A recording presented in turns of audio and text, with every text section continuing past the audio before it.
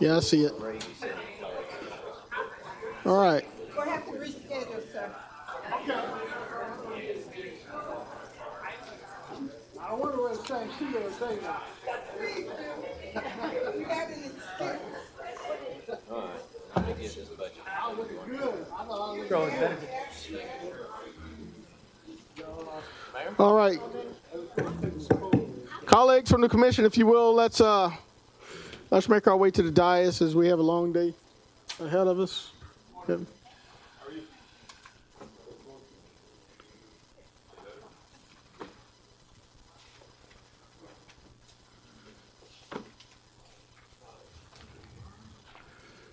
Madam Clerk,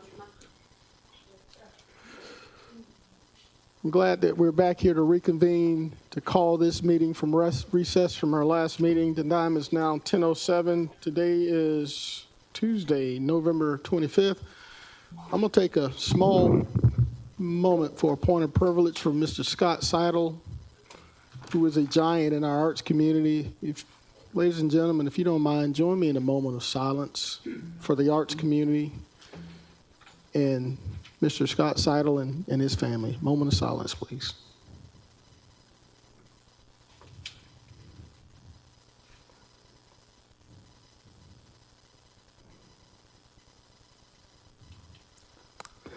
Thank you so much, Madam Administrator.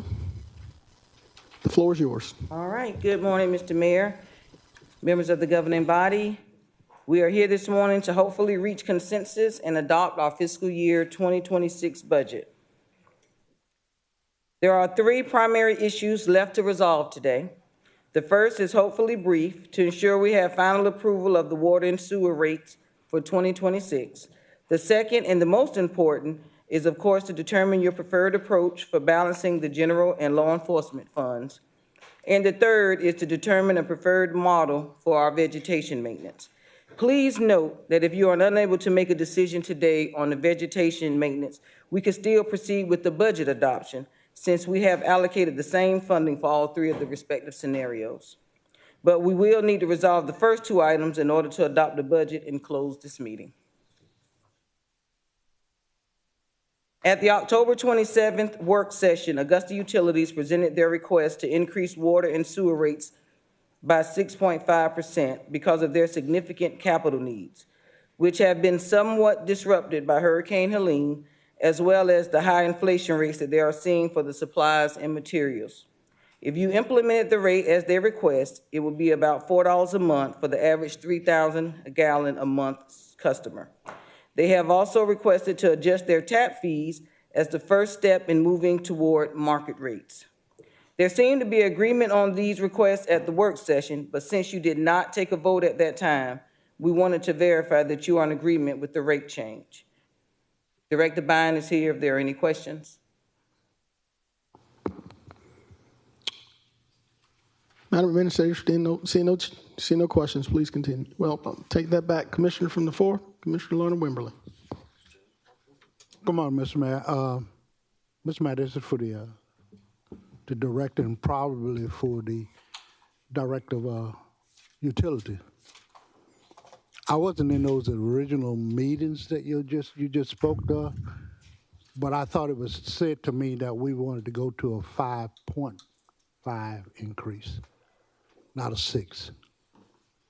Yes, sir. So thank you, Commissioner. The question came down from, we have a routine 4.5%. When we analyzed the budget and the damage to the system from Helene, we've pursued additional grant funds, secured around $13 million, but have a lot of additional needs that have occurred.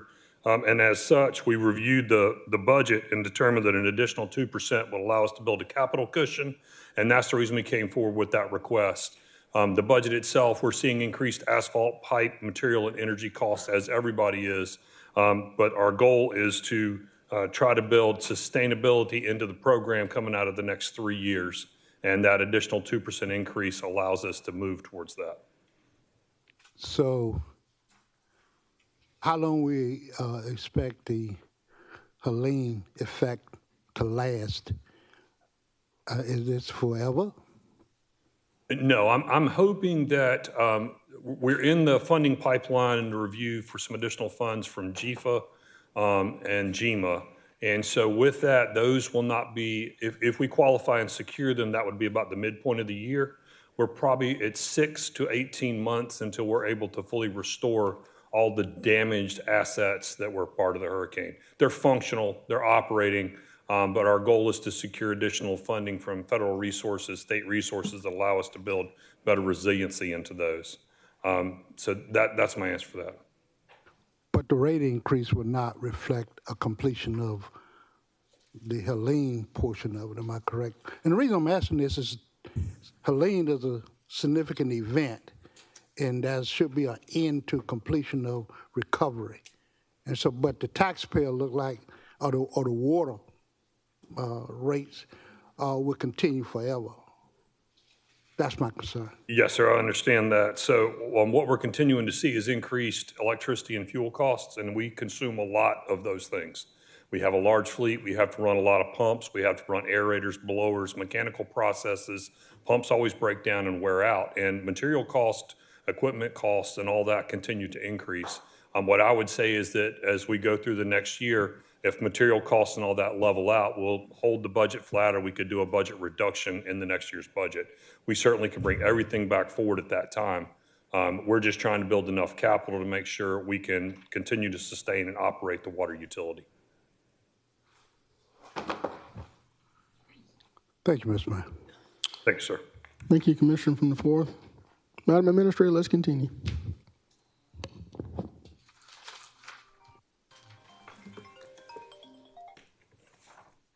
Now we will move into the General and Law Enforcement Fund. Just a reminder, here's the familiar slide that you have seen numerous times, showing the situation we faced at the beginning of this process. This is where we stood after Finance's initial $5 million round of cuts. But before we made any of the changes we have been discussing during our work sessions. As you see, we are projecting slight positive revenue growth in general, especially in our local option sales tax. But in the general fund, we knew we were starting from behind because we do not, of course, have those ARPA funds that allowed us to balance the 2025 budget. I will speak more about the expenditures in just a moment. In your budget book, you will notice that the total general fund and law enforcement fund budget for 2025 was $206,497,730. The total 2026 budget you see there is $221,875,160. I want to try to explain the difference because I've got a lot of questions about the 206 to the 221. Since we had to present a balanced budget to you, we had already included the proposed changes we had been discussing in the budget itself. This is a clipping from page 21 of your budget book that breaks down the changes we included to get to the $221 million. As we just saw on the previous slide, net revenue decreased by about $600,000 across both funds between 2025 and 2026. That means we started with $205,874,910 in revenue for 2026. Meanwhile, expenditures had grown significantly. The reason this shows as a $19.9 million difference at the top here instead of the $21 million is that the proposed NGO cuts and additional finance cuts had already been built into the base budget. Then we proposed all the other changes here, which we have been discussing and modifying throughout your various work sessions. With the offset between these cuts and the millage rate increase proposed, we were able to show a balanced budget at $221.8 million.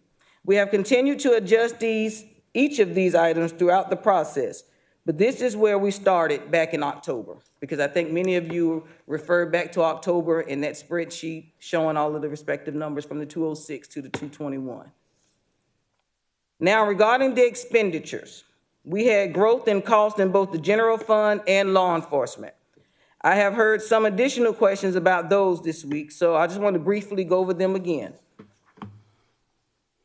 Here are the initial proposed expenditure changes for the general fund that we discussed.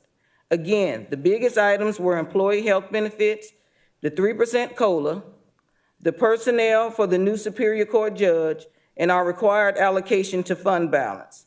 Please keep in mind that these numbers have changed significantly since they were initially proposed like this. So of course, even though we've removed the 3% COLA, we've made various adjustments to these. But I'm just trying to get you back on the 206 million to 221.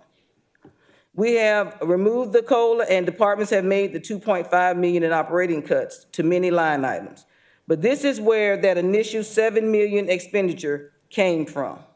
The original $7 million expenditure change came from. And here are the initial proposed expenditure changes for the law enforcement fund that we discussed. Again, these have changed since the initial proposal with the removal of the 3% COLA again and the reductions offered by the sheriff's office. But this is where we started. So as you can recall, we had all of these various items. That's the $13.4 million that was presented. Those are where those changes come from. So hopefully that better defines the 206 through the 221. I'm hoping I brought some clarity to it.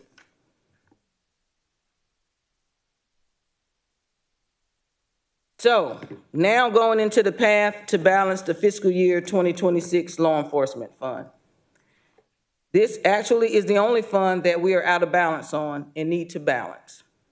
With all that in mind, after our discussion last week and the ideas that several commissioners have shared with us, we have an updated proposal for balancing the general fund and law enforcement fund for 2026. You have heard me speak again and again about building the foundation with this budget. I would say that this proposal is really like clearing the ground for us to build the foundation on in the future. So please don't take this as actually building the foundation. We are clearing the ground. For those of us who know about building homes and setting foundation, you have to clear it. This gets us to clearing it, but it definitely does not get us to establishing the foundation. The proposed changes are leaving us with a very lean budget for 2026 after a lean budget for 2025. But we can't avoid making drastic cuts that will significantly hurt service levels. If you did everything on this list, we would end up with 2.7 million remaining to the good, which we could use to help rebuild our fund balance. Again, that's if you said yes to everything on the list. And I'm sure I'm not gonna get that Thanksgiving gift. You're not gonna do that. So to get right into it, the first item is the excise tax on energy for manufacturers. This is kind of going back deja vu, because I see Ms. Parr in here, so we did this in 2013. We ran this same program. Again, to look at the energy for our manufacturers, as we mentioned previously, we do not have a great way to project the potential benefit of this tax, other than making comparisons with existing collections for eSPLOS, which do not have the same exemptions. But we do think $2 million is a reasonable conservative estimate. Now, I know that representatives from our local economic development agency will want to speak to this item, and I do understand that our manufacturers are facing challenges with the tariffs and other costs. However, I will just point out that as we recruit manufacturers, many of them also receive significant benefits from Richmond County through long-term tax abatements and assistance with our infrastructure, just as we are discussing now for SPLOS 9. So from a policy perspective, you may prefer to include them in our revenue rather than pass all of these costs on to the other taxpayers. This proposal still includes a millage increase, limited to just the amount needed to balance the law enforcement fund, so to address public safety. After eliminating the COLA for public safety and making other proposed cuts, the amount needed in that fund equates to 0.85 mils. So for a $100,000 house, that would be an increase of about $29.75 a year, which is about $2.48 a month. And for a $200,000 house, it would be about $63.75 annually, or $5.31 a month. The rest of the general fund need would be addressed through additional cuts. In addition to the items already proposed, as discussed last week, we have eliminated the proposed cost of living adjustment for our employees. For the non-governmental organizations, the original proposed budget reduce discretionary funding by 30%.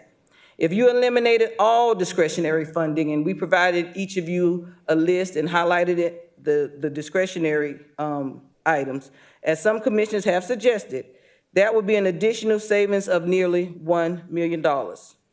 If you do not decide to eliminate those non-government organizations, I would at least recommend that we proceed with the 30% cut and work in the first quarter of 2026 to implement a competitive funding process, as we have been discussing, which would provide plenty of notice to those agencies to prepare them for 2027.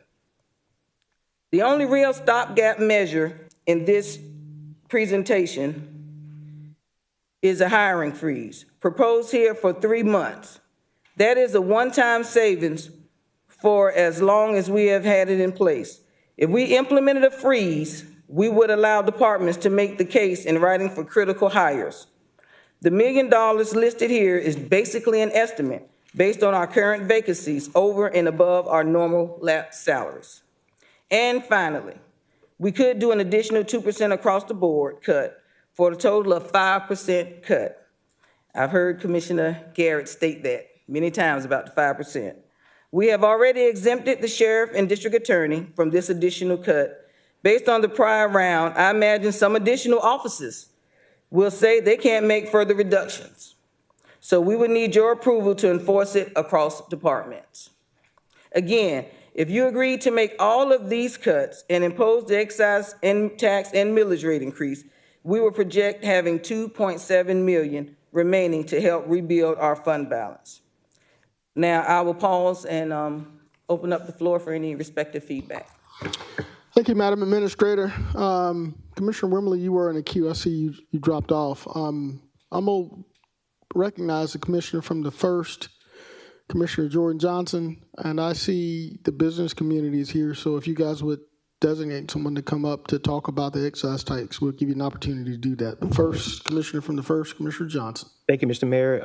I'll yield to the chamber community if that's a better route to take right now. I know they probably have to get back to business. All right, Madam. Yield to them.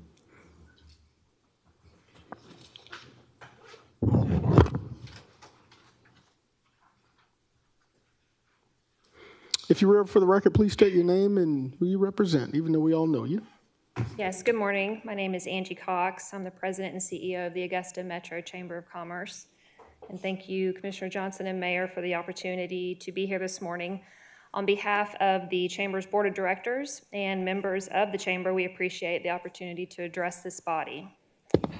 The Chamber serves as the voice of the business community on matters of federal, state, and local policy, where local policy by far generally has the most impact on the growth and success of our local jobs and economic growth. So first, let me express our gratitude for the service and leadership of each of you on this commission. We do not take lightly the challenges and decisions that you are facing as you are balancing the 2026 budget, as we have been following all of your budget discussions. And clearly, there are no easy decisions to be made. But we hope that your approach in solving these budgetary issues will include utilizing the best possible information and data from organizations such as the Development Authority, the Chamber, and those manufacturers that are represented here today that will be impacted by your decision, as well as statewide organizations that can add relevant facts and statistics about the current state of the manufacturing sector. And we believe that the information that we share today will not only aid in your decision, but provide the justifiable means of why the decision to keep energy used in manufacturing should remain tax-free. So I mentioned our partners at the Augusta Economic Development Authority, and unfortunately, Cal Ray is unable to be here today. However, his team has provided a wealth of information, and that is included in the packets that were shared with each of you. We also have a number of testimonials in that packet on this issue from some of our largest energy users and manufacturers, including Textron Specialized Vehicles and Arubis, as well as McCooch and Prayon. And had we had more time, since learning of your consideration of the tax last week, we would have been able to, I believe, assembled many more than this. But suffice it to say that these companies, one of which is a treasured and longtime manufacturer in the community and represented here today by Mr. Brandon Haddock with Textron EasyGo, and one that has entered our community just recently, Arubis, which, if you will recall, is the largest dollar expansion ever to occur in our county. And they are strong voices on this issue. We are also represented here today by representatives from Clearwater, U.S. Battery, Smurfit Westrock, Starbucks, as well as Clay Jones, Vice President and General Counsel with the Georgia Association of Manufacturers, and Brittany Hull, VP of Government Affairs. I hope that you will allow Clay an opportunity to speak this morning as well. Additionally, our team in providing you with expert information today includes data from the Georgia Department of Economic Development. And it's important for you to consider that Augusta's choice in implementing a said manufacturing energy excise tax will resonate throughout the state of Georgia and either impede or strengthen our ability to continue to recruit and retain manufacturers. But before I share the data that has been put together, I think it's relevant to revisit the past for just a moment, as the administrator referenced to Ms. Parr. In October of 2014, the Augusta Commission voted unanimously to forego the implementation of an energy excise tax. I would add that they were facing similar budget issues that you are facing today. And as Commissioner Guilfoyle was a member of that commission in 2014, I'm sure that he recalls that discussion and ultimately the decision that was made. By a vote of 8-0 with 2 commissioners absent on October 7th, 2014, Commissioners Wayne Guilfoyle, Alvin Mason, Hap Harris, Dennis Williams, Bill Fenoy, Ben Hassan, Mary Davis, and Grady Smith made an important choice, and one that has served our community well over the last 11 years. Since that time, Augusta's manufacturing sector has grown by nearly 1,200 jobs and over $1.5 billion in investment. The competitive advantage of Richmond County not having an energy excise tax has played a key role in that growth. In fact, according to CalRay, it's safe to say that very little, if any, of that growth would have occurred at all, considering the extremely competitive nature inherent in manufacturing projects.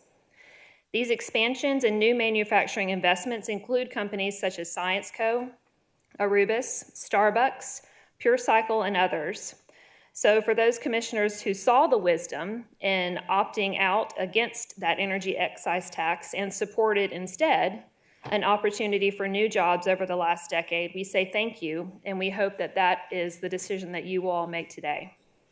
So there are 3 areas that I would like to comment on that are vital to this decision. Misconceptions, if you will, that need to be addressed to ensure we are all talking about the same thing and on the same page. The first misconception in people's minds is that manufacturing jobs are blue collar and pay minimum wage. And you can see in the data that's provided that nothing could be further from the truth. Manufacturing jobs in our community are not something we should ever consider gambling with. In total, there are over 8,000 manufacturing jobs in Augusta, Richmond County, and the average annual wage for those jobs is $74,689. That represents 140% of Augusta's median household income. While many would consider healthcare jobs to be at the top of the pay scale in Augusta, they are, but not to the extent of manufacturing. The average wage for a healthcare worker in the county is roughly $65,000. And I only share this information with you to emphasize the fact that manufacturing jobs in our community are well-paying. And they are important to the families and the companies that exist here in Augusta, and we urge you to consider their future. Another misconception is that this tax is just another tax that can be absorbed into the bloodstream of a business. That is not so. The cost of energy alone is often one of the most significant expenses to a manufacturer beyond their labor costs, and to add a tax to that energy cost is often a difference in actual viability of said business. But fortunately, we have Mr. Clay Jones with Georgia Association of Manufacturers here today, and if you will allow, he can further expand on that, not just the intricate cost structure of manufacturing, but the current challenges faced by manufacturers due to the current state of federal policy. And lastly, I would just like to speak on behalf of Calray in terms of the competitive nature of new manufacturing projects or plans for expansion. In addition to the letter that you have from Arubis, which does address the decision factors in furthering their expansion here in Augusta, it's fair to say that Augusta remains significantly more competitive than other counties in Georgia that have not implemented an excise tax. 113 of the 159 counties in Georgia have not implemented an excise tax because they know that they will not be able to compete otherwise. It is a non-starter for most manufacturers when their energy costs will be higher somewhere else. Again, Clay will be able to share more information on that, and that's why there's a reason that Georgia has recruited significant manufacturers to the state over the last decade, while the #1 state in the country to do business for well over a decade. In concluding my remarks, the Chamber hopes that our manufacturing community is a continued point of pride for both our elected officials and its citizens, and worthy of careful discernment and protection. Our industries here in Augusta are one-of-a-kind operations. They should be nurtured and valued, and we hope that your decision today will reflect that. Thank you so much, Ms. Cox. Mr. Clay Jones, if you will.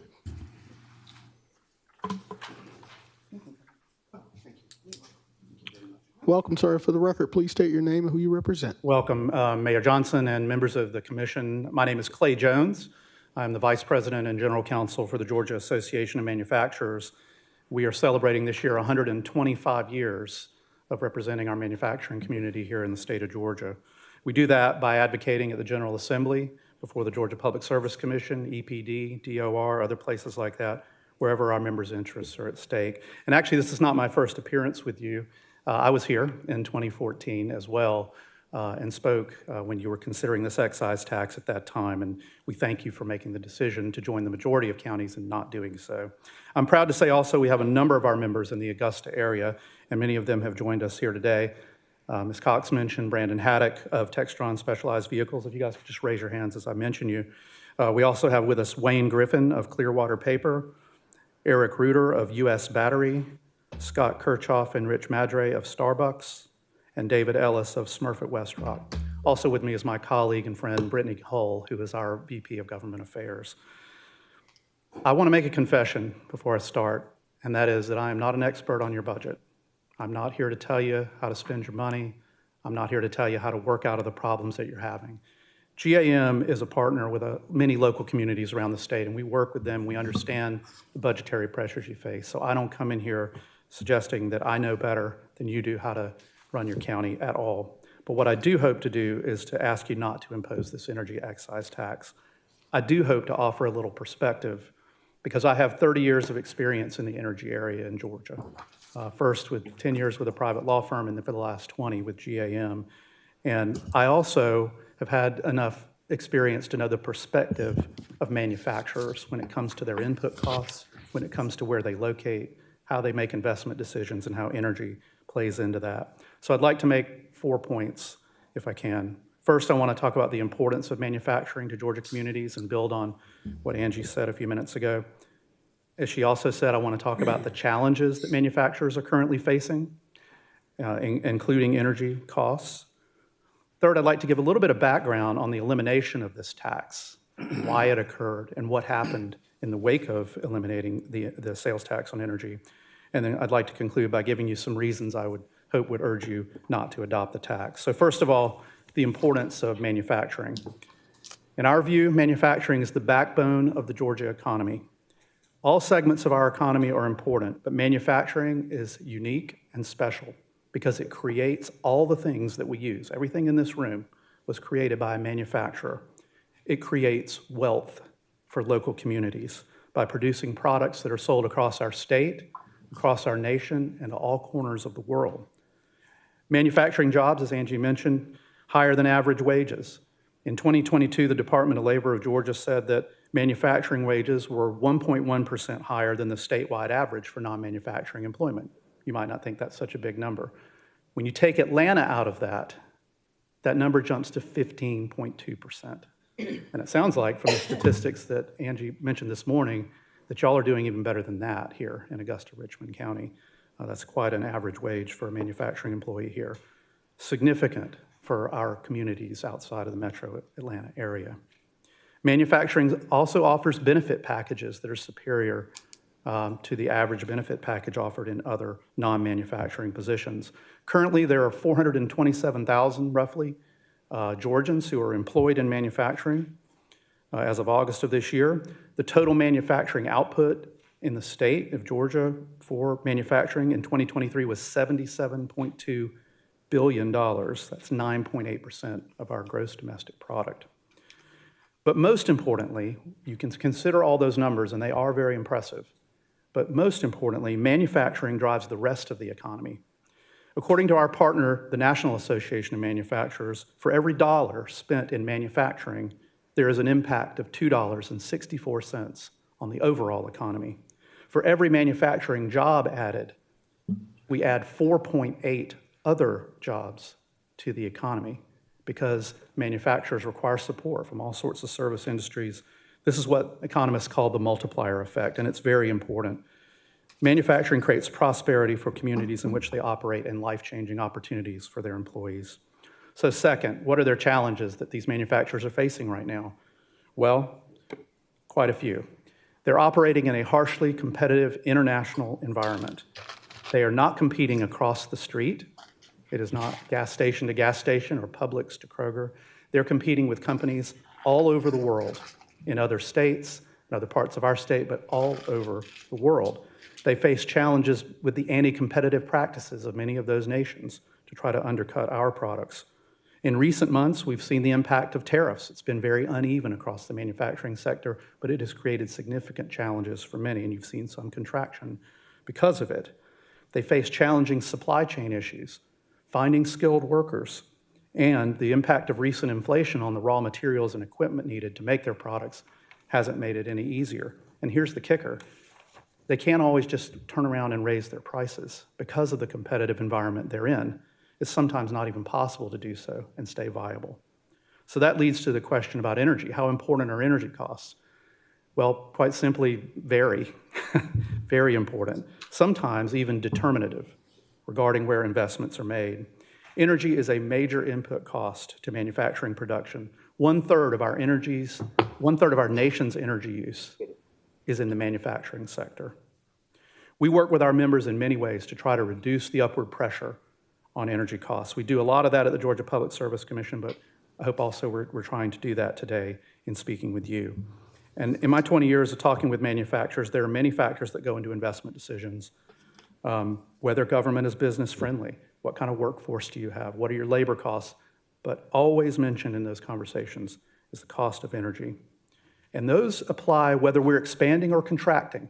So it could be good times where you're looking at expanding your investments or locating a new investment, or it could be when the economy is in a downturn where you have to cut back.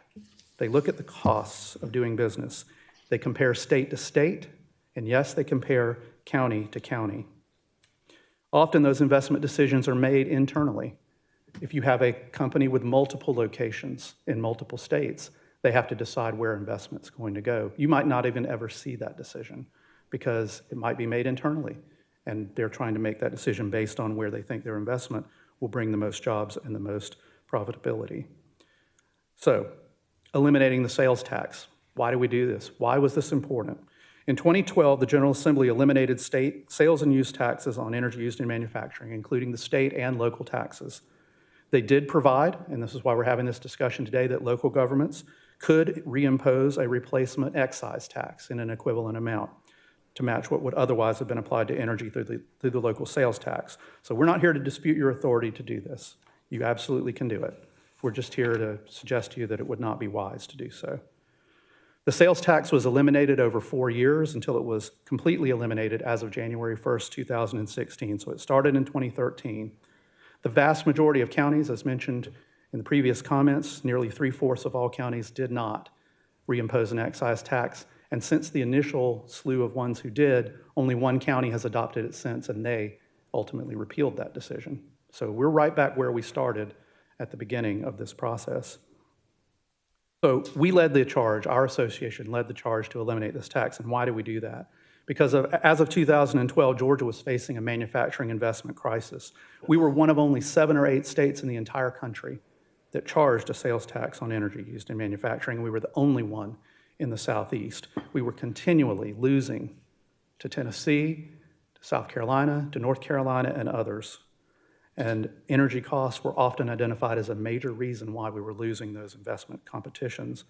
And moreover, as economists across the political spectrum, whether they're liberal, conservative, in the middle, doesn't matter, economists generally agree that taxing business inputs, and energy is a business input, is bad public policy and ultimately hurts the consumers who buy the product. And I'll talk about that more in just a second. Through the wisdom of Governor Deal and the overwhelming bipartisan support of our General Assembly, the vote was 154-9 in the House. It was 54-0 in the Senate. We eliminated this anti-competitive tax, again, starting in 2013. And I want you to reflect on 2013. That was 12 years ago. What happened after that? A massive, unprecedented boom in manufacturing investment in our state. You could hardly go a week without a new headline about a manufacturer coming to Georgia. 12 years, 12 straight years now as the #1 state in America to do business. An expansion from roughly 340,000 manufacturing jobs that we had 12 years ago to nearly 430,000 today. The growth has brought economic prosperity to Georgia. It has brought opportunity to hundreds of thousands of Georgians. And there are a number of reasons that Georgia is attractive. We've got a world-class port system, we've got a world-class airport, we've got outstanding technical colleges, we've got a great transportation system. I know sometimes when you're stuck in traffic, it doesn't feel like it, but go to other states. Georgia has a good transportation system here. Georgia, and indeed Augusta-Richmond County, are great places to be. They're great places to raise families, and they're great places to invest in manufacturing. But it is no coincidence that the massive growth we've seen coincided with tax reform that made it clear that Georgia was open for business. So fourth point and final point, we urge you not to adopt an excise tax on energy. Where does it leave you? Where does it leave? What would be the result of the commission adopting this excise tax on manufacturers? Well, I can think of 3. First of all, you immediately make your manufacturers less competitive compared to most of the growing areas of this state, compared to South Carolina across the border, compared to other states in the booming Southeast, and compared to their international competitors. Second, you send a message, and it might not be an intentional one. In fact, I'm sure it wouldn't be an intentional one, but you do send a message that maybe Augusta-Richmond County isn't welcoming to manufacturing investment. We all know that's not true, but we don't want to send that message. And third, you contribute to tax pyramiding for consumers. What does that mean? Business inputs are not subject to sales tax in Georgia, and the reason why is that when you tax energy, it goes into the cost of the product before there is a retail sale, and then when it's sold to the consumer, they pay a sales tax. So you're paying a tax on a tax. It's called a hidden, people talk about it as a hidden tax. So it's really one reason that economists and public policymakers disfavor these kind of taxes. So in conclusion, thank you for letting me have enough time up here. I know you've got a lot to do. I wanted to share all that with you. We urge you not to impose an energy excise tax. Adding an additional tax to energy costs for these job creators in your county when they're already facing challenges that we've talked about will ultimately be self-defeating because it will send the wrong message to the companies that work and operate here now, as well as sending the wrong message to the companies we hope will call Augusta-Richmond County home in the future. Mr. Jones, thank you so much. And if you would just sit tight, I have a long list of colleagues that are in the queue, but first I'm going to yield to the commissioner from the first, Commissioner Jordan Johnson. Thank you, Mr. Mayor. I see I have other colleagues in the queue that may have questions about this excise tax. And so my questions are more so on the general fund. Would it be in order to allow excise tax questions before I ask my general fund questions? Yes, sir. If you would yield, I'll yield and I would again. ask all the colleagues that are in the queue, this will be an excise tax portion of this meeting. So Chair recognizes Commissioner from the 8th, Commissioner Brandon Garrett.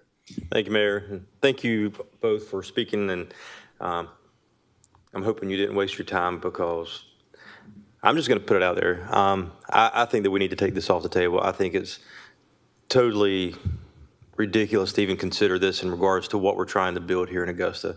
You know, you look at the corporate park and the amount of growth that's taken place there over the last 7 years that I've been in office, and even before then when the groundwork was laid with Starbucks coming. And, you know, I would hate to stifle that in any way. I would hate for people to look at Augusta and say, this isn't a friendly community for manufacturing.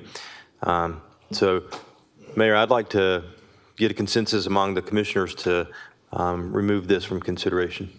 Thank you, Commissioner from the 8th. And I'm going to ask for consensus while we're on this, because I mentioned last week, our manufacturers are very important to our community and have been for generations. So I'm going to call for consensus.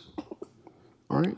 If you ask for a consensus now, that means you cut the conversation off, right? No, I'm not going to cut the conversation Okay, off. then. All right. So the conversation remains intact. Since the Commissioner from the 8th has asked for a consensus to remove the adoption of the excise tax, I'm going to ask by show of hands on consensus to remove it, please. One. Do we have the Before conversation first? conversation. We have Just the for the conversation We're still record. going to have conversation. We're still going to Did we conversate. consent after we had the conversation? Yeah, Have the I conversation think the first. conversation should continue. All right, well, come on. Let's go to conversation. Commissioner Lonnie Windmilly from the 4. Floor, sir. Mr. Mayor, Chamber of Commerce, you listed how many employees that are based off manufacturing in the county? It's 8,071. It's also listed in there, yes, 8,000, over 8,000. Yeah, I'm lazy. I didn't look back through it. 8,071? What's the population of Augusta? Are you talking about the MSA or? The overall population, 210, right? Correct.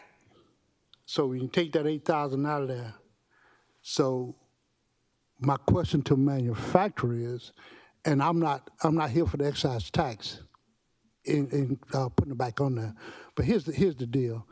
What is the manufacturers doing for the rest of those 102,000 citizens that will have to bear all your expense and raising your prices on your product across the board?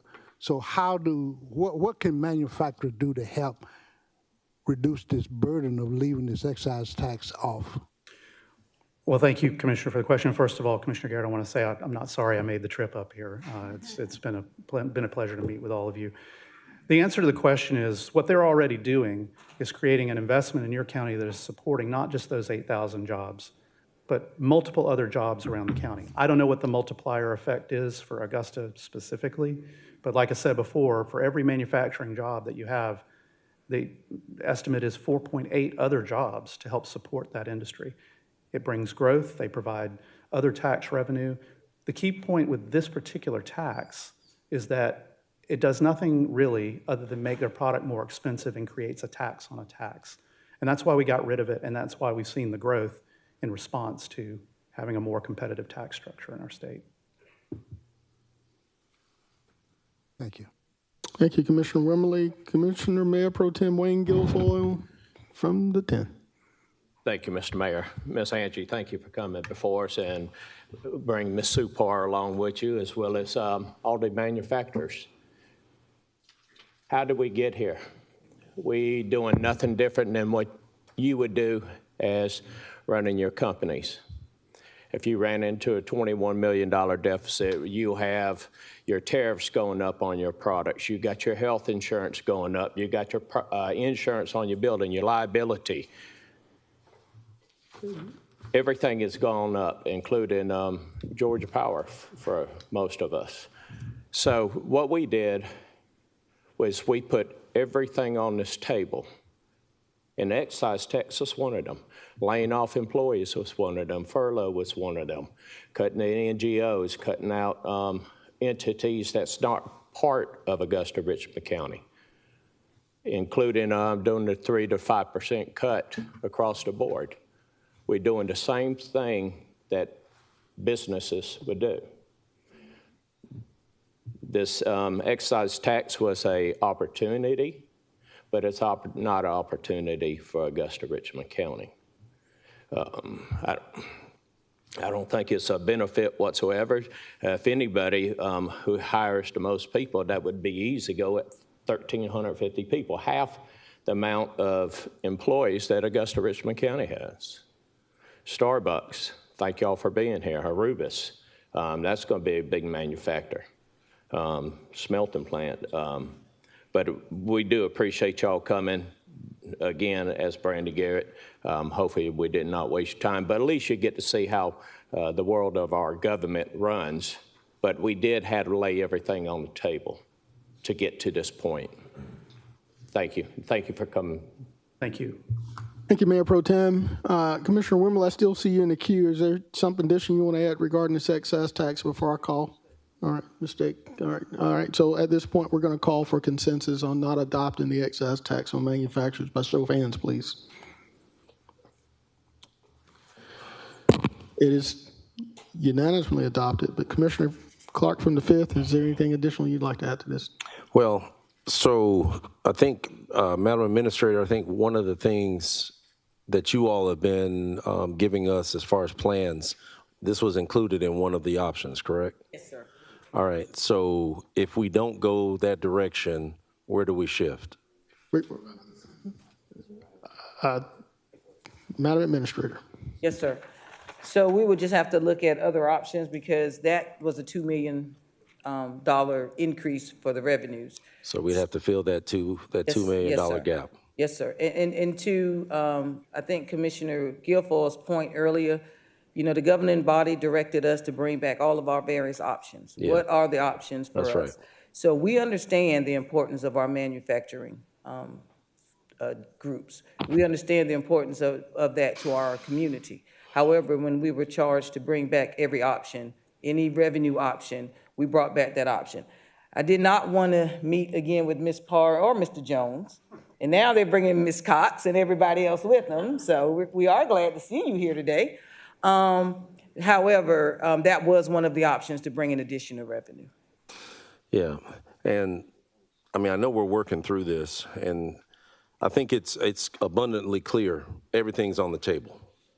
And we have to look at every option and every ability to not just for, and I think everybody needs to make sure they understand, this is not just to deal with the budget right here. This is also looking at how do we build sustainability and how do we make changes to go forward towards that growth as well. So I think that it's clear enough we don't go that route, but we still have to try to determine how we're going to fill the gaps we have and how do we build the sustainability going forward. Yes, sir. Yeah, and you had given us last week, you said there were 39 counties that have them, that do have an excise tax across Georgia. And I did a quick little search on some of those industries. You know, a lot of them are manufacturing and otherwise. So it's not lost that others are doing it. But we have to make the decision of what's best for our area as well, as others have. Thank you. Thank you, Commissioner Clark. Manufacturers, we certainly appreciate you. While that 8,000 job number may seem minimal in comparison, we do recognize all of the vendor relationships, all of the supplier relationships, all of the ancillary jobs that are associated with you guys and what you do throughout the community, so it's appreciated. And today, as you see, was unanimously consented that we're not going to impose that tax on manufacturing. So you guys are more than welcome to stay for the rest of this budget meeting. We're going to get to it. Commissioner from the 1st, I'll yield back to you if you have a question regarding the general fund budget. Thank you, sir. Thank you. Angie, that vote's going to cost you a free plate at the next chamber luncheon. All right. All right, so let's, I have a few questions on the general fund budget. The first, I want to start at the additional finance recommended reductions, the $309,000. Where are those reductions coming from? Interim Director Schreier. I think that may be a question for you, sir.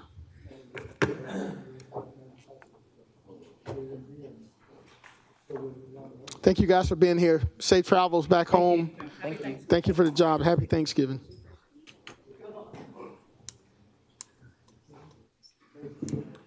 My apologies, I don't have that exact list in front of me, but that was a reductions from our instructions to my staff to go back and review the budget requests and make some final adjustments. Are they like positions? Are they like supplies? Like where are they coming from? It's an operating, there's no positions. We did not recommend any operating cuts. Okay. Or salary or position cuts, I'm sorry. And this is through each department? Yes, sir. Okay. Was this number, did you get to this number from asking the departments to provide additional cuts, or did you all just set a number that you were going to cut? We did not ask departments. We went through and made these additional cuts, recommended these additional cuts. Okay. And that's the farthest you could go without hurting their operation substantially? Yes, sir. Okay, my next question is about the transit reductions to 594. Does this address our concern about Saturday services and the wait times and things of that nature? Does this number reflect that concern? It does reflect the Saturday service. We're not sure of the actual wait time change because we're taking one bus off of those 3 routes. So I guess we'll have to look at that and see how that will be adjusted, sir. Okay, but Saturday service will not be impacted? No, sir. Okay. When we discuss healthcare shift, what is the cost to the employee every month? What are they going to be responsible for paying now out of their healthcare versus where they are currently? That increased, it depends on actually which one of the options they select for the actual coverage, but it went up. I don't have that. Can we get a little information about the impact of the healthcare cost shift? Because as everything is going up and we're eliminating COLA, you know, I know we have to do it. We have to right size our benefits. And I know we're going to be talking about that today as well at the committee level. But I just want to get an understanding of what that impact would be. Yes, sir, we'll get that. Hiring freeze for 3 months, $1 million.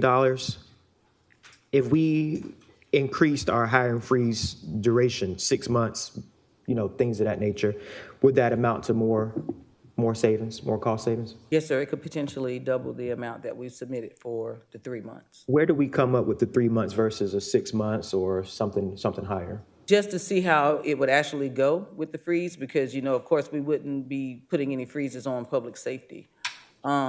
So, and then the other ones, if it's a critical position, would have to come through the process for approval. And I'm sorry, we'll be able to look at it at that point to see whether or not the governing body wants to extend it to 6 months. Are we still in a hiring freeze right now?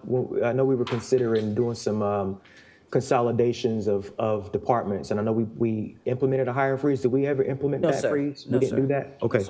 All right. So I would suggest that we look at a higher duration for our hiring freeze. I mean, I know that there's a lot of work that we have to do, but those mission critical positions are going to be reviewed by the city administrator anyhow. And I think that next year, I mean, it's going to be tight. So folks just have to understand that we might not be able to hire every position that we want. So anyhow, I think that we should look into increasing the amount of months that we do hiring freezes. Last 2 questions is with the additional reductions, the additional 2%, will this result in any reductions in workforce? We would ask the departments, we would give them an opportunity to provide us with their recommended cuts to meet that, and they will be able to let us know whether or not they would have to include any personnel cuts. Okay, I would like to get that information because I would hate to vote on this budget not knowing if folks are going to go home. Well, you know, in the items that were already approved do include some positions where people will be reduced, you know, reduction in Where is force. that? Because where is that coming from? That is actually, we reduced the position in 2 or 3 positions in housing and community development, as well as RCCI.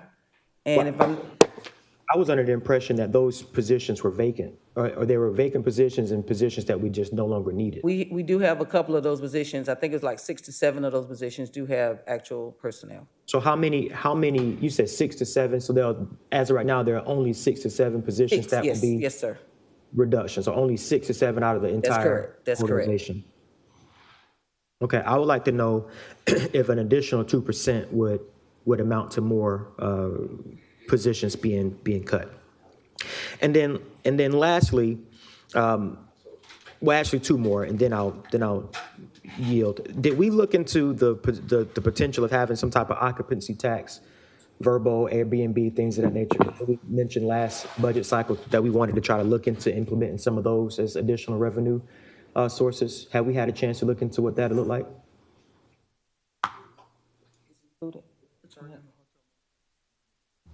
So we already have a tax on Airbnbs and Verbos? To what degree? I believe that's part of the hotel motel tax, which is a separate fund from the general fund. Are So we sure of that? that would be a question for planning and development. We can get that answer for you. Okay, now, I don't mean to be rude, but I asked for this information last week. My apologies, sorry, that didn't have. I understand. I asked for it last week because we're getting to this point today to where we're still trying to find additional information on how to increase revenues. We need this information so we can make an informed decision on what that could look like for us, because that leads into my next question about if we do all of these things and we raise the mill rate, it seems to me that we're going to be in the same position next year because additional revenues still won't come up for us to be able to sustain the changes that we're trying to make now. And so it's good to be able to provide information on how do we get through this year or next fiscal year, but we're going to be right back in this position. The administrator mentioned this morning talking about laying the foundation. This is just the foundation, but we have to build the house next year. So where are we going to go? How are we going to get to that point of bringing in more revenue? And I'm hearing a lot about cutting the budget, and I like some of the things that we've been talking about as far as trying to bring in revenue, but a substantial conversation in this budget cycle should be about diverse sources for increasing our revenue. And I requested that information at our last budget session. Because again, it's just kind of like if we do everything today, we're still going to be in the same position next year with trying to find ways to plug these holes. I don't think that we are agreeing to.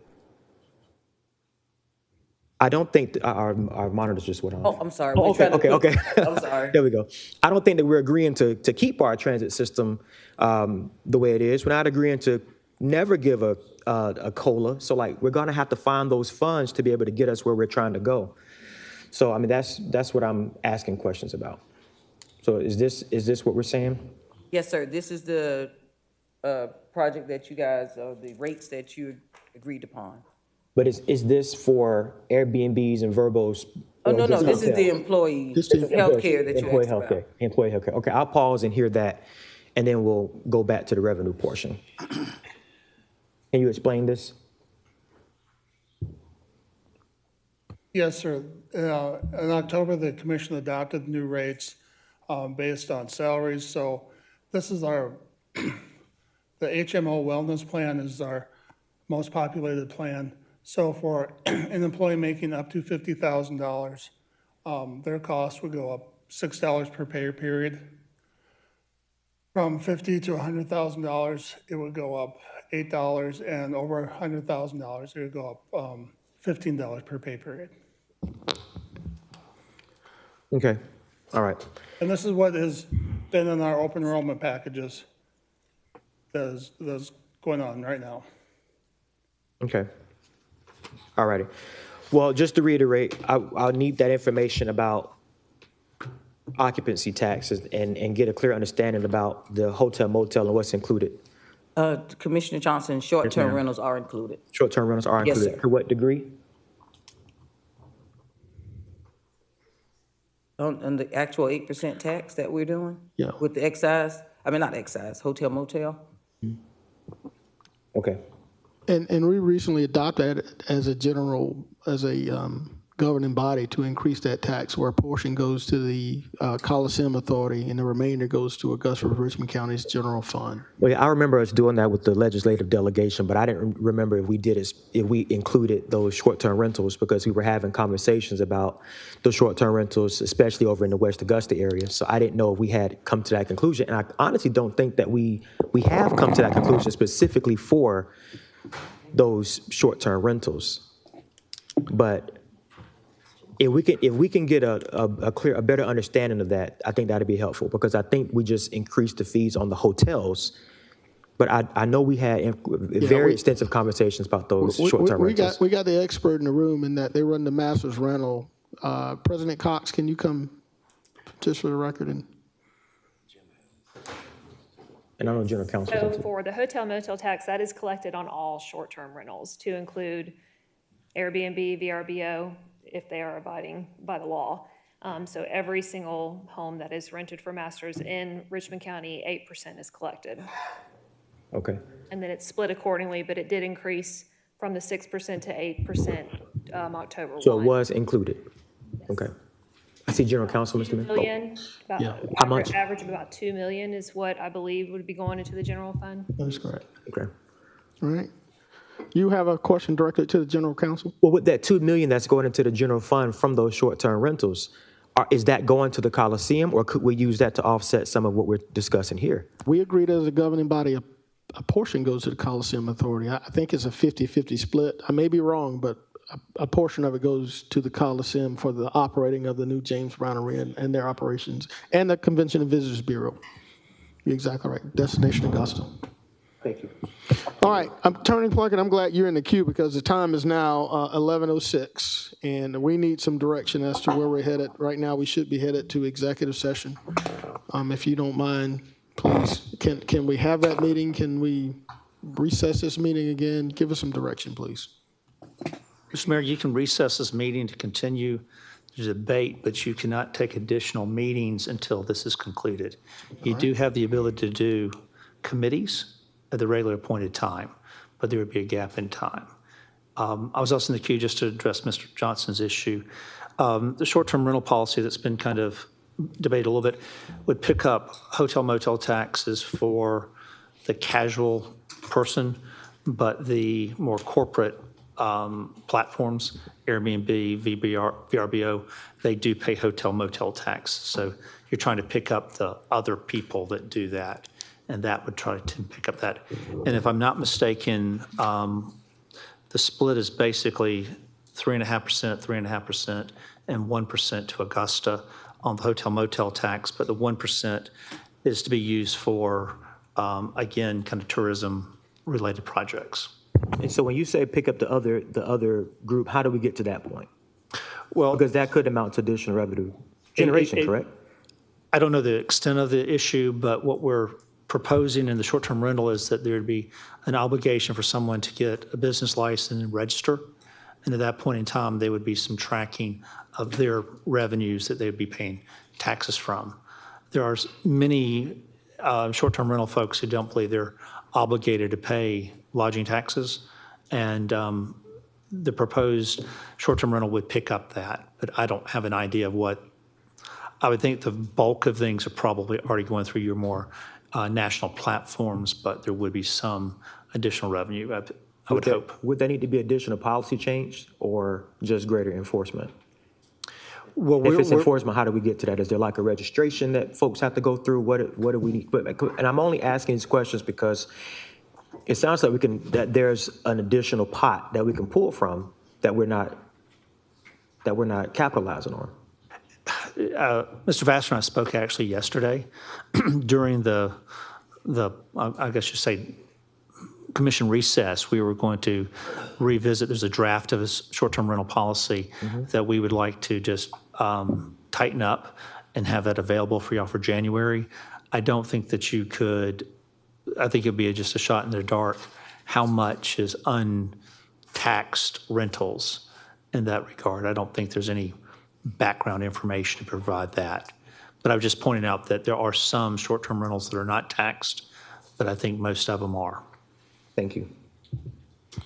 All right, thank you, Commissioner from the first. Chair recognizes Commissioner Stacy Pruitt from the second. Thank you, Mayor Johnson. I believe as far as just to comment on what my colleague was talking about, because that is very important, especially as we're looking at more income coming in. I believe that from having conversations with our former director, Carla Delaney, that Airbnb and VRBO, those taxes come in directly to the county. So from those organizations, Airbnb and VRBO, there are certain taxes. I don't know if it's both an occupancy tax and a sales tax. That I'm not sure of, but I'm sure Interim Director Vassar could answer that question. I have a question, Administrator Allen, regarding the transit portion. I do believe that transit is in the process of doing some type of survey. The gentleman that came and presented to us, is that correct? Yes. Okay.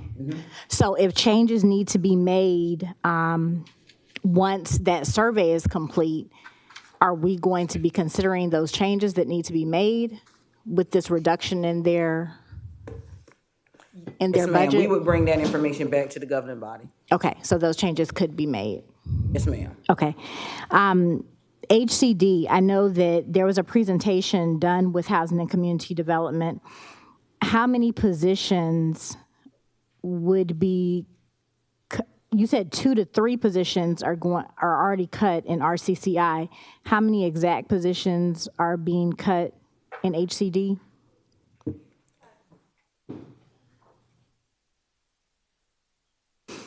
Good afternoon, Commissioner. The proposed cuts include 5 total with 2 vacant. 5 total. So there were already 2 that were vacant positions. So essentially it'll be 3 Field positions, yes. 3 field positions that are cut. Okay. And the grants that we currently have, they don't cover those positions? It includes two employees who are involved with the grants, but it's more or less, these are not managers or supervisors. These are more or less coordinators and then actually 1 administrative assistant plus another position. That's field. All right. And you did, I recall in your presentation when you were presenting on HCD, you said that all of the programs that we currently have will still be programs that we are running. Yes. And obligations that we already have, we will still continue on with those obligations, as well as any grants that we are still seeking in that department. Absolutely. Okay. All right. Thank you. That was it for HCD. As far as well, that's it. That's it for now. Thank you. All right, thank you, Commissioner from Second. Colleagues, just be mindful of the time. The time is now 11:10. I have been advised by Attorney Plunkett we do have the opportunity to suspend and go to executive session, but this meeting must remain open until we come to a decision regarding the fiscal year 2026 budget. So Chair recognizes the Commissioner from the 4th, Commissioner Lonnie Wimberly. You have the floor, sir. Thank you, Mr. Mayor. On the transit, this is direct to the administrator. Okay. On the transit, that was a lengthy discussion about eliminating buses and the wait time between buses. So you're saying you're eliminating buses from the route, but you're not eliminating the route. And you're not eliminating Saturday services. No, sir, we're not eliminating the route nor the Saturday service. So when you take those buses out, how inconvenient would that be based off the wait time? So that would have to be a projection that's going to be provided by Transit once they start implementing that process, just to see. I think originally Ms. Daughtery said she thinks it would go from 40-minute wait to 80 minutes. However, we're not sure. But it's going to be extended, right? I would imagine, yes, sir. Okay, that's not a good thing. On COLA, now you have here that we want to eliminate it, but you talked about your fund balance. Now, do you already have funds in your fund balance right now? Yes, sir. We do have funds in our And you're expected to have another 2.7 if this budget hold. I know we just took 2 million out. Yes, sir. So it would reduce it if, based on the consensus that was just directed to us to take the excise tax out, it would give us $741,000 to send to the fund balance.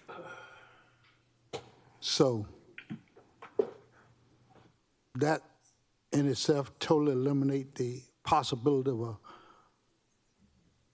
of a cost of living allowance for the workers. Yes, sir. Okay.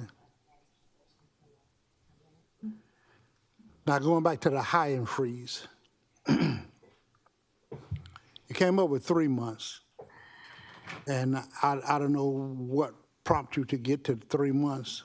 I'm thinking that it could be longer, as well as the Commissioner from District 1. And there's other things we could do with that freeze as far as determining which are priority positions to hire or to leave open, rather. and the ones that hire in, is any input has been made onto which position from the department that we need to hire as soon as possible and which one we could wait on? Not at this time, no, sir. But once the actual freeze is implemented by the governing body, then they would have to seek approval outside of our public safety to hire for the mission-critical positions. So the departments are not involved in any of your decision-making that you're briefing us on? You know, we've talked to some of the departments that actually report to the governing body to inform them that this is one of the possibilities. Okay. But, yes, sir. That's all I have right now, Mr. Mayor. Thank you, Commissioner Wimberly. Madam Administrator, I do have a question regarding the hiring freeze. This does not affect hiring department heads, does it? No, sir, that would be considered one of the mission-critical positions, yes, sir. Thank you, sir. All right. Chair recognizes Commissioner from the 8th, Commissioner Brandon Garrett. Thank you. In regards to what we're looking at here, even with the action that we've taken so far, and just going by the math that we have on here, it looks like we still have $700,000 for a fund balance. But even if we increase this hiring freeze to 6 months, you know, may get us $1.72 million. And, you know, then we're able to offset some of the other things that we're looking at, you know,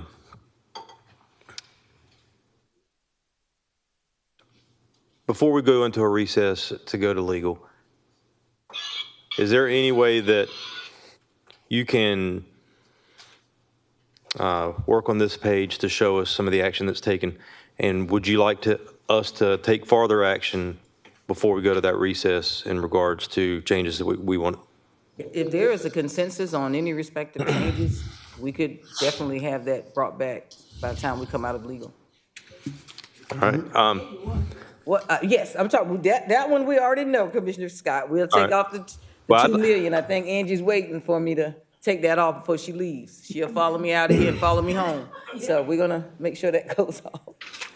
You know, I know there's been a discussion around eliminating positions, and I can tell that there's definitely not the stomach for some up here to do that. But I definitely think that as we're looking at this, and especially as we're talking about an increase in the taxes that our taxpayers are going to have to bear, I think that reducing the size of this government should be at the forefront of this discussion as well. You know, we've had this discussion many times around what does the correct number look like for this government? What, you know, is this something where we could take, say, 3 positions, combine them into 2 positions, you know, things like that across the government. I know that's not something that we're going to be able to tackle before the deadline of last week to pass this budget.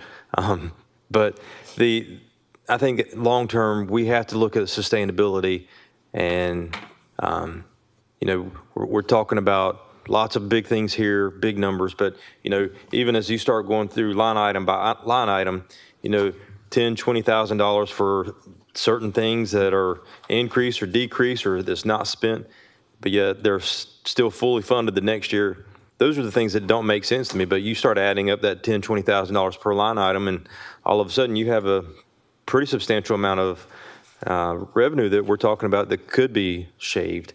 You know, I think that's an exercise this commission has not taken, is going line item by line item. And oftentimes that's because we're only able to operate with the information that's put in front of us. You know, there's always that conversation around what the true amount is that this commission actually can make adjustments on. If you want to reiterate that for us, it's how much of the budget are we actually talking about here? We're talking about roughly $200 and so million. 260? General fund. Yes, we're talking about the general fund. Yeah, not the 1.4 billion that those funds are already allocated. But even in looking at that 1.4 billion, you know, could we scale back some of the projects that are already ongoing? Could we take a look at some of those bigger projects that are already out there that?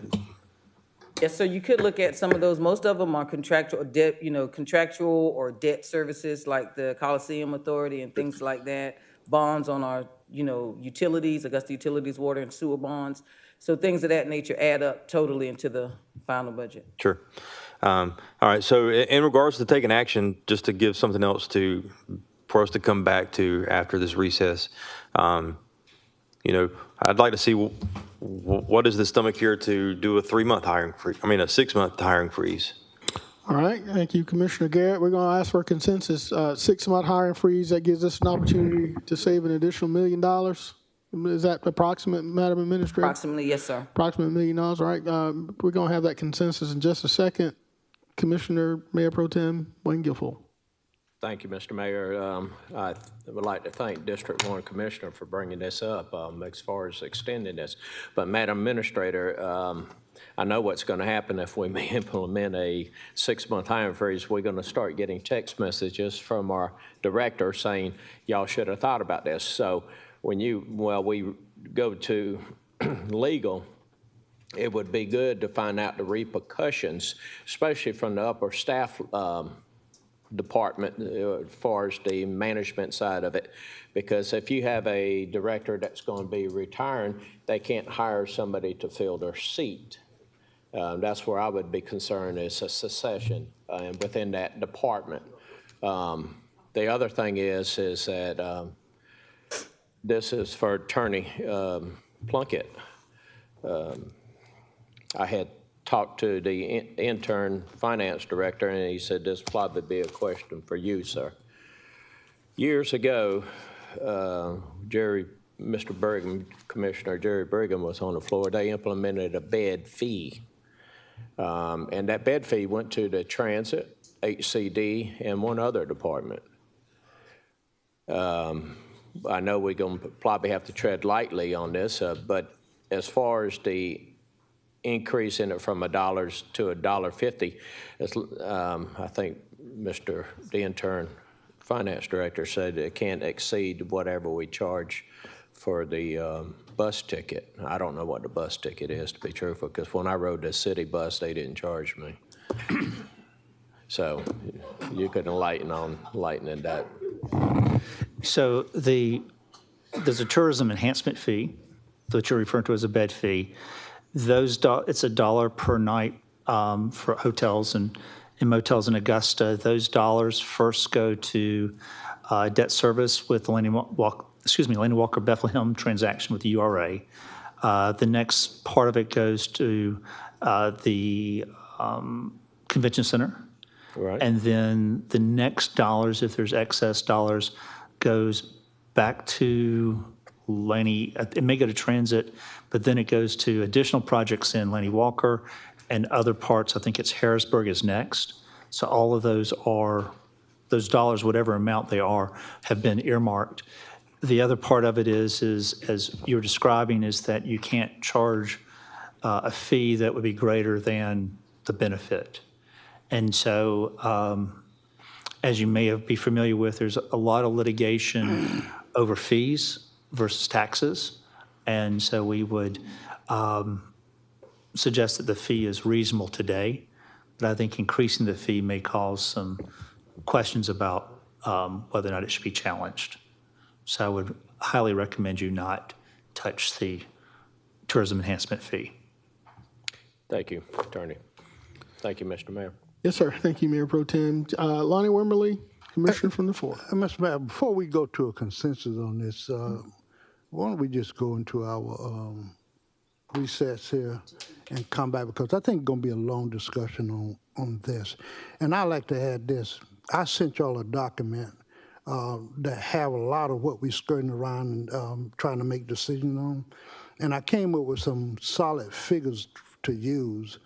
So if we're going to go and discuss those figures, let's do it in a thoughtful manner. And so I'm asking that instead of continue with a consensus on what we're going to do with this hiring freeze right now, that we just go into our legal.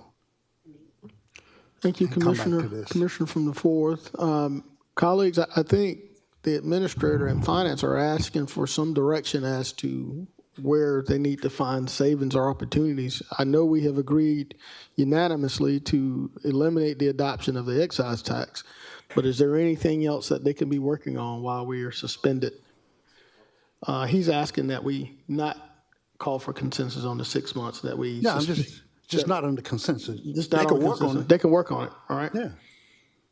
So working on it, basically just according to them, if they were to do it, it adds an additional $1 million to a savings opportunity. Is there anything additional on this list that we could task the administrative and finance to look at while we're suspended in legal session or executive session?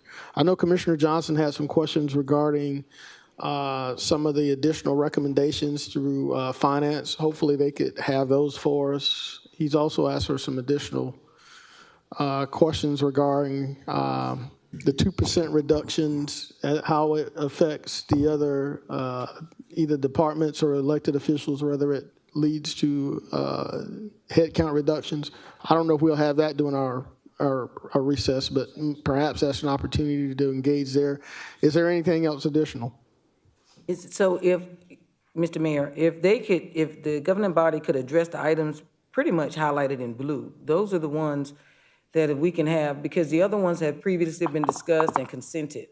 So if we can look at the ones that are highlighted in blue, those are the ones that we need your direction on. All right. So it's more than one. It's the elimination of the COLA, the additional NGO reductions, to eliminate the discretionary hiring freeze. We've already talked about potentially extending that to 6 months, and the additional reductions with the exception of the sheriff and the DA. Commissioner Clark from the 5th. Yeah, sorry about my color blindness. I think I need to get my monitor adjusted. Can we also, Madam Administrator, I know you guys have this 0.85 millage rate for the public safety piece of it. Yes, sir. Can we have another side-by-side with a 1% instead of the 0.85? Yes, sir. All right, and then that way we can look at what that looks like in addition to these other pieces that we're talking about. Yes, sir. Thank you, ma'am. All right. Thank you, Commissioner Clark. That's all right. Commissioner Brandon Garrett. I was going to make a motion to go to recess, but I think Commissioner Scott has. I was going to say second. Turner Plunkett, do we need a motion to recess, or can we just do it without objection? Actually, what you would do is a motion to lay on the table or temporarily postpone. Then when that's a vote, we go, can you call the next item, which would be your legal session? You got it. What he said. Conclude that part of the meeting, we come back into session. You could then recess or continue the debate. If you want to recess till after committees, you could recess to that point and then do the budget after your committee meetings, or you could do budget before committees. That's your y'all's preference there. All right, so I'll tell you what, let's call for a motion to recess to executive session first, and we can address all the rest then. Commissioner Scott, do you call for that motion? Yeah. All right, is there a second? There's a second by Commissioner Brandon Garrett. Madam Clerk, we're voting to recess to executive session. We're ready to vote.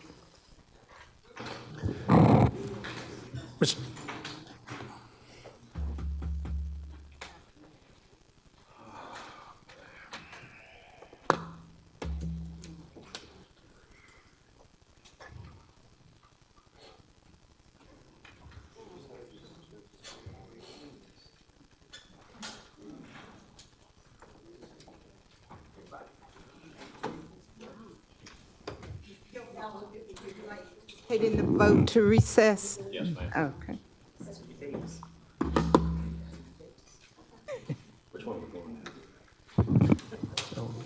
It's unanimous. Thank you, Madam Clerk. Ladies and gentlemen, we now recess to executive session.